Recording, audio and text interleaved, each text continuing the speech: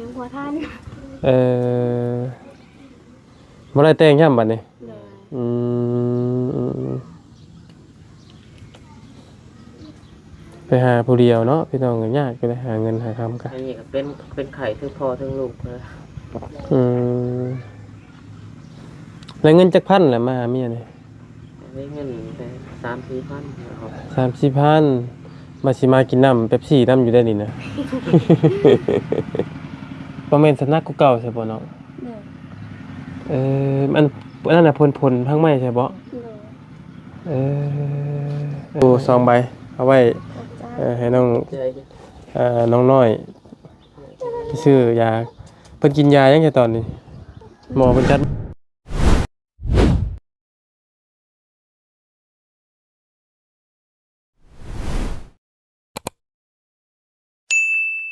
ป้าแดดเอาขนาดพี่น้องเนาะทักทายกับสบายดีและสวัสดีเด้อพี่น้องเนาะเบิดกุสู่คนพี่น้องกันเนาะเอายินดีต้อนรับเข้าสู่ช่องของหมอยาวอีกคือเก่าคือเดิมพี่น้องกันเนาะเพิ่มเติมคืออยู่เฮือนอยู่ซ่านน้องลอยพี่น้องกันเนาะตอนนี้พอดีทั้งหมอยาวเข้ามาเยี่ยมมายามก็คือว่าเห็นทางผัวน้องเพิ่นคือว่ามาเป็นที่เรียบร้อยแล้วเนาะพี่น้องเอ้ยได้เงินจักหมื่นเด้พี่น้องเนาะให้เราเลี้ยงน้ำเย็นๆจักบาทก่อนนะพอได้กินน้ำอยู่บ่เนาะพี่น้องเนาะมามื้อนี้ห้องน้ำห้องในก็แล้วเป็นที่เรียบร้อยเนาะพี่น้องเนาะแต่ว่าบ่ได้โบกเนาะเฮ็ดแต่ว่านี่ใส่เสาข้างในเนาะเฮ็ดใส่เป็นมาตรฐานเลยพี่น้อง2ห้องก็โอเคแล้วพอได้เข้าพอได้เข้าห้องน้ำห้องในได้แล้วพี่น้องเนาะพอไปเรียนกับป้าเนาะเป็นสักโคกสูงเนาะเรียบร้อย2ห้องแหลดขนาดเนาะฮัลโหลสบายดีทำน้อยใครได้ทำน้อยบ้านนี่สงสัยว่ามีทำน้อยมีเห็ดปะสบายดีเปล่าสบายดี อันนี้ว่าผู้ว่าลงร้อยนะเป็นบ่โอ้มาเรียบร้อยแล้วเนาะมาลูกเมื่อไข่มาลูกเป็นไข่มาได้เล็กมือเลยมื้อนี้ห้าก็เป็นได้2มื้อมื้อนั้นมันซอกกระเจ้าลงหัวเสียนมบ่เจ้าน่ะมาจากมือแล้วค่อยเพราะมาได้จนเขาผิดแล้วมาแล้วมาอาทิตย์นึงแล้วมาเลยบ่บัดนี้มื้อได้สิไปกลับไปยังบ่ฮู้หาลูกขอเป็นไข่เลยเพราะว่าอยู่ไสเนาะแสดงว่าช่วงนี้มีแต่คนเป็นไข้เป็นไอทั้งอันบ่ยาวก็หาสิลึกยาลงไปกินนี่พี่น้องเอ้ยมาแล้ววันอาทิตย์นึงแล้วมาแต่เฮ็ดเวียกหยังเจ้าน่ะเฮ็ดเวียกไอ้ก็เป็นป้ายทะเบียนรถเปลี่ยนป้ายทะเบียนรถเฮ็ดอยู่ไสนะอยู่พระราม2พระราม2เดือนละแพงอยู่บ่เดือนละ 9,000 โอ้มื้อละ300เนาะมื้อละ300มีมันพักมันหยังอยู่บ่เกิดพักอยู่ลำบากบ่อันมือพักงานเฮานะมีอยู่เนาะวันอาทิตย์เลยพักนี่ฮักเงินเฮาบ่หรือว่าบ่ได้ฮักฮักก็บ่ไล่เนาะบ่ได้ฮัก 9,000 ครับพี่น้องเอ้ยมื้อ300ก็คือตุ้ยแท้บัดนี้เฮ้อตุ้ยครับตุ้ยแน่ดีบัดนี้พี่น้องเอ้ย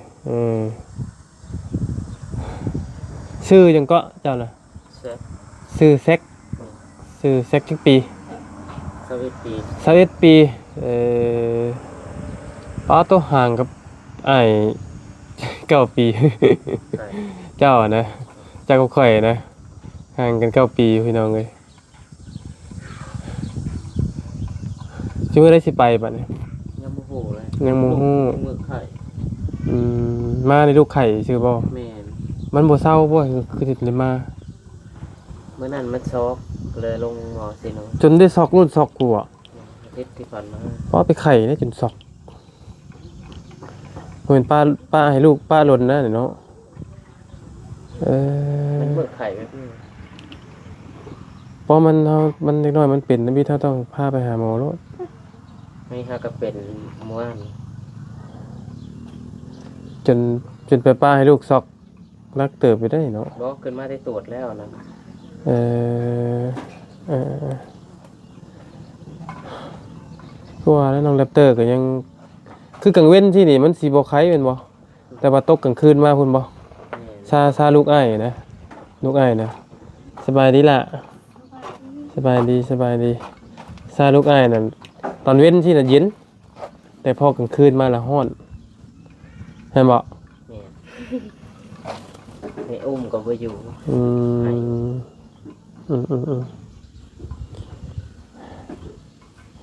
มาย้อนลูกไข่เนาะพี่น้องเบิดเท่าไรค่ารถมา หมดหลายครับเป็น บทหลายเติบเนาะคือว่าสิแต่งกันแต่งงานกันบ่อยู่แต่งงานเลยบ่ ท่านไม่แต่งตามเพราะว่าหายังพอท่าน เออบ่ได้แต่งย่ํบัดนี้ เลย อืมไปหาผู้เดียวเนาะพี่น้องก็ยากก็ได้หาเงินหาคำกัน อันนี้ก็เป็นไข่ทั้งพ่อทั้งลูกนะ อืมแล้วเงินจักพันแหละมาหาเมียนี่ ได้เงินแต่3-4,000นะครับ 3-4,000มาสิมากินน้ำเป๊ปซี่น้ำอยู่ได้นี่นะ โอ้ยบ่ได้กินน้ำแล้วสบายมาเว้าไปสิแล้วบาดนี้เออ พ่อจ บ่พอแล้วเป๊ปซี่ซ้ำ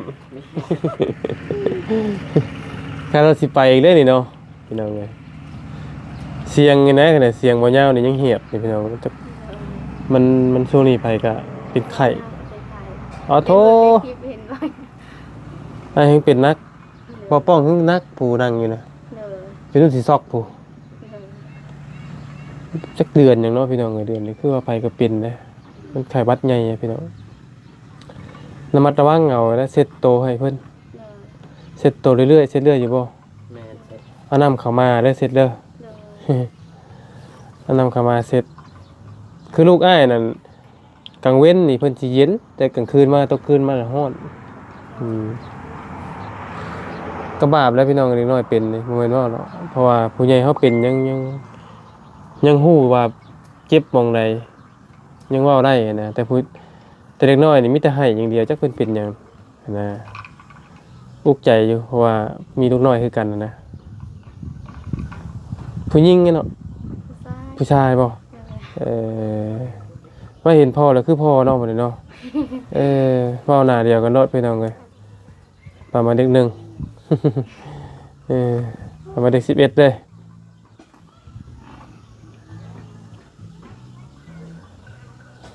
บ่ได้มีแผนว่าสิไปน้ำผัวบ่ได้มีบ่ กายอยากไปเดี๋ยวมีแฟนเอาลูก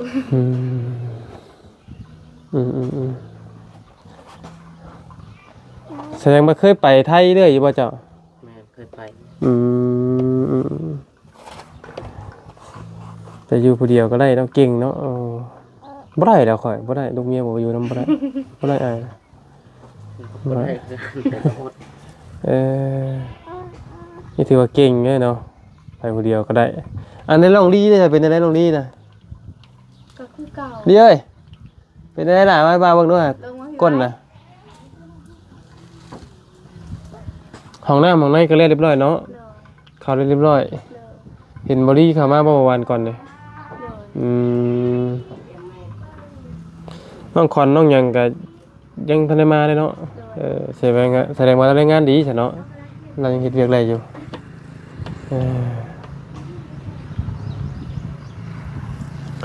ไปเวียกเทื่อนี้นี่อยากได้หยัง ครับผมยังได้ค่ำนะ อยากได้คำ แม่ มาแต่งเมียนี่บ่อ๋อบาทหนึงก็นักชำเนาะพี่น้องเอ้ย แพง เท่าไหร่เดี๋ยวนี้นะจักอีกบ่ จับไปในฮอด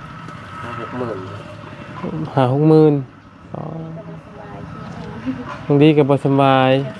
มีทุกคนบ่สำบายเนาะ เป็นได้ก้นเพิ่นนะคือเก่ามันใหญ่ขึ้นอยู่บ่เนาะ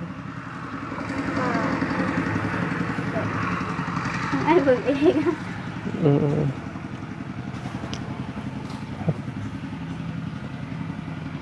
บ่แม่นสนักกูเก่าใช่บ่เนาะ เลย อันนั้นน่ะพ่นๆพังไม้ใช่บ่ เลย เอฮักไม้นี่ฮักไม้เอามาแต่ใส่เนาะ ข้าวไหม้เอามาแต่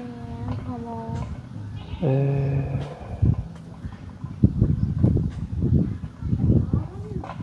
เก่าเป็นคน มันคันบ่ล่ะดิ โดย คันบ่นั่งคันเนาะ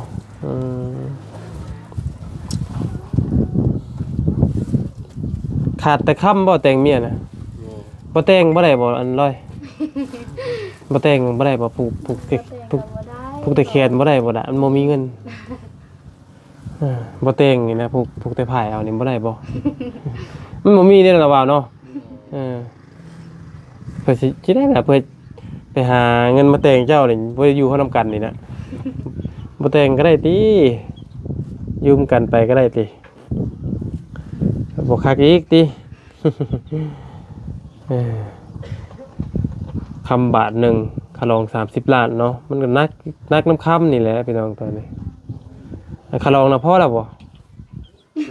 ยังบ่ทันได้โป้ง ยังบ่ได้โปร่งครับยังบ่ได้ยืนจักพันจักกีบบ่เออ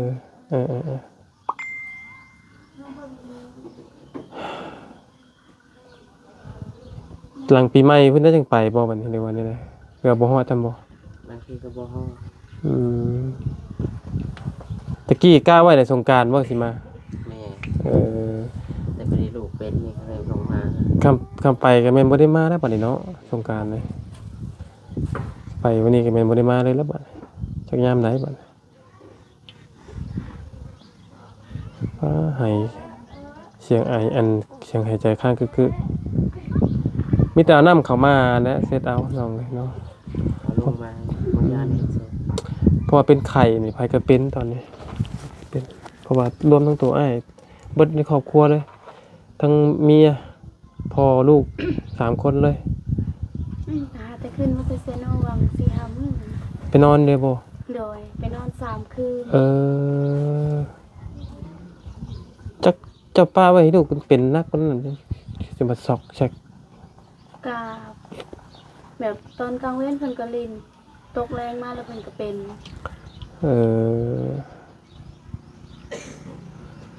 ว่าจะป้าไปหึงเด้เล็กน้อยนะซอกเด้เนาะขนาดบ่ป้องเราก็ยังนักเติบอยู่นี่อ้ายก็ซักยาเบิด 2-3 เข็มได้ไหนบ่ยาวนี่พี่น้องเอ้ยชื่ออยู่น้ำยาชื่อนี่เบิดดิดยาเหล็กเอาเด้อนี่หายใจกึกๆอยู่เนาะเมื่อบ้านแล้วบ่ซะทางเจ้านะ ยัง ยังบ่ได้มือฮอดบ้านเลยจะว่าเพิ่นยังบ่ได้ฮู้จังบ่จักว่ามาบ้านบ่ โทรบอกมา อืมอยู่ใช้กับบ้านเจ้านะ บ้านโคกกา มันอยู่ทางไหนก็ ใกล้กับบ้านยังสูง ได้ยินแต่น้องลอยเว้ามันอยู่ทางไหนทางรักษาที่มหาบ่ แม่น3แยกวัดกกจิกบ้านเป็ด โอ้ทางพุ่นบ่ แม่ อืมเบิ่งอยู่บ่เบิ่งคลิปเมียอยู่บ่อยู่พุ่นก็เบิ่งอยู่ค่อย เพิ่นอยู่ จักอยู่บ่ค่อยจักข่อยอยู่บ่จักอยู่เนาะพอได้เบิ่งคลิปอยู่พี่เนาะถ่ายไปให้เบิ่งลูกเต้าเมียก็ได้คิดฮอดบ่คิดฮอดเมียบ่เวลาเบิ่งในคลิปคิดฮอดแล้วเนาะ แต่มันอยู่ไกล เพราะว่าอยู่น้ำกันจักเรือนก็อันน้องลอยจังก็ไปนะ แบบได้ลูกมากับบ่ฮอดเดือนนะก็ไปเลย เดี๋ยวพอเรือก็ไปเลยมาไข่ไว้แล้วก็ไปเลย กะยาแล้วเนาะเราก็ไปทางที่ดีเด้ไปหาเงินมาเลี้ยงลูกหาเงินเลี้ยงลูกเลี้ยงเต้านี่เด้พี่น้องใครจะอยู่เพื่อนเจ้ากินนี่นะ ในบ้าน นาบ่าวผู้นั้นบ่ที่อยู่ตอนนี้นะ โดยเป็นหาแต่มาเฮ็ดงานมาซื้อ ตอนนี้จะนอนด้วยจะตอนไหน นอนอยู่ที่นี่เพราะว่าช่วงนั้นลมแห้งคือเราเป็นบ่ให้ลงนอนอยู่ อ๋อเราน่ะบ่ได้มีครอบครัวบ่ บ่ทันได้มี อ๋อโตมาแต่เฮ็ดงานเกี่ยวกับกาแฟเนาะ วันนี้เจ้านอนอยู่พี่ตอนนี้เนาะ โดยลงนอนเพิ่นก็ขึ้นไปเฮ็ดงานแล้วเพิ่นเครื่องขึ้นมาอีกเพิ่นบ่ให้ลง อยากจุบสูบลงเนาะน้องดีกันเนาะอยากโบบลงนี่นะพี่น้องเลยเมื่อยบ่ลี่เมื่อยบ่อยากเมื่อยเลยเนาะ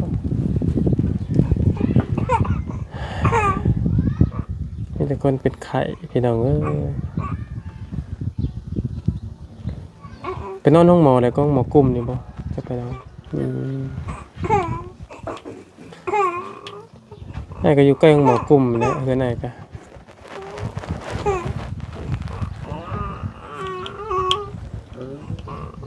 เพิ่นมาไข่ยังนะได้ตรวจเลือดอยู่บ่ โดยแบบเพิ่นบ่ได้ไข่บ่ปานใดจะปอดบางที มา ปอด โดย เออ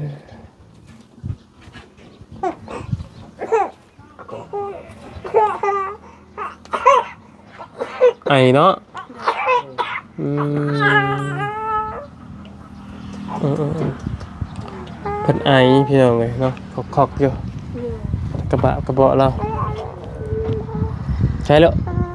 ใช่กระบาบเลยพี่น้องเลยเห็นเด็กน้อยคิดนะพอเขามีลูกน้อยแล้วเขาเข้าใจว่าอกเมื่อย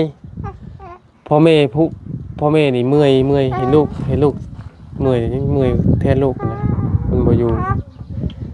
เอาเลยก็ผ่านวิกฤตไปได้หรอกเนาะ สู้ๆนะระว่านี่กัดเมื่อนี่กัดสิเมื่อเอาลูกทักยาให้กันนี่ได้นี่ก็ได้ผู้เป็นพ่อเป็นแม่น่าจะฮู้ดีพี่น้องเนาะภาระของคนแต่ละคนนี่แหละเลยเห็นได้ใช้เอาเพิ่นออกมาแล้วก็ต้องดูแลเพิ่นแหละพอลูกบ่ยาวก็มันสิเย็นแต่กลางเว้นพอตกแรงกลางคืนมาแล้วก็ร้อนพี่น้องมื้อเช้านี่ไปซักแต่ว่าบ่พอป้าเพิ่นเดี๋ยวสิพาเราไปซักตอนแรงๆไปนี่เพิ่นซักยาทั้งอย่างให้บ่ได้ซักแล้วดิ ช่วงเพิ่นช่วงลงตอนนั้นเพิ่นซักแต่อยู่แถวอันนี้เพิ่นบ่ซักเพิ่นมีแต่วางยาให้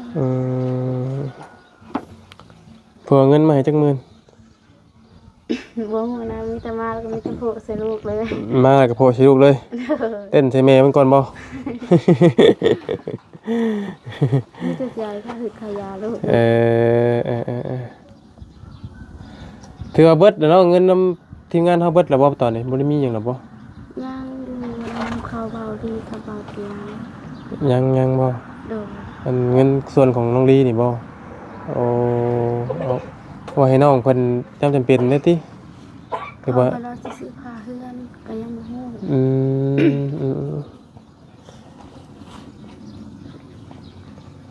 โอเคซะเนาะมาสิมากินเย็นน้ำผัวเจ้าจักบาทแล้วก็บ่มีเงินเจ้าพี่น้องว่าหยอกก็ชื่อเนาะบ่กินหรอกอันนั้นน่ะซะเด้อแต่เบิ่งอ้ายสิเอาเงินให้พอได้ไปซื้อยาเนาะมีอยู่2ใบเอาไว้ให้น้องน้อยไปซื้อยาเพิ่นกินยายังไงตอนนี้หมอเพิ่นจัดมาให้อยู่บ่ จัดเป็นยาที่ไข้ ยาน้ำมันเนาะ โดย ก็บังคับเอาแน่เลย โดย ก็มันใส่ใจให้ลูกกินกินยา โดย คือลูกระบาวเนี่ยก็พ่อแม่เพิ่นก็คุกคีกันตลอดเลยต้องเซ็ตตนเซ็ตโตให้เพิ่นตลอดแล้วก็เพิ่นก็สิเย็นปะช่วงเซ็ตโตให้เพิ่นมันสิมีช่วงหนึงมันสิเย็นแล้วก็ไปกินยาแล้วมันก็สิเบากว่าโตไป โดย พอเบิดยาฤทธิ์ยาแล้วมันก็สิกลับมาอีกกันน่ะแต่ว่ายิ่งเฮาบ่เฮ็ดมันนี่ก็ติกกันนะเมื่อยแน่แล้วสู้ๆแล้วล่ะเด้อ โดย เฮ็ดออกไปป้าก่อนเด้อเด้อ ไปป้าแล้วละบ่าวเด้อยินดีมีแห้งสู้ๆเข้าใจอยู่ดอกพี่น้องเอ้ยคนมีลูกน้อยสบายดีล่ะสบายดีดีเด้อสบายดีลูก จอยเนาะลำลงพี่น้องดีกะขามีท่านได้สุกบ่ดิขามหวานได้เนาะ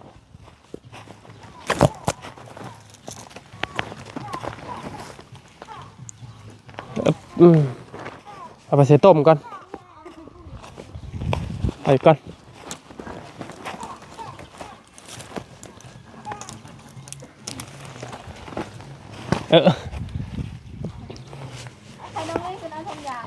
อย่าแล้วไอ้จะไปใส่ต้มไปเชียว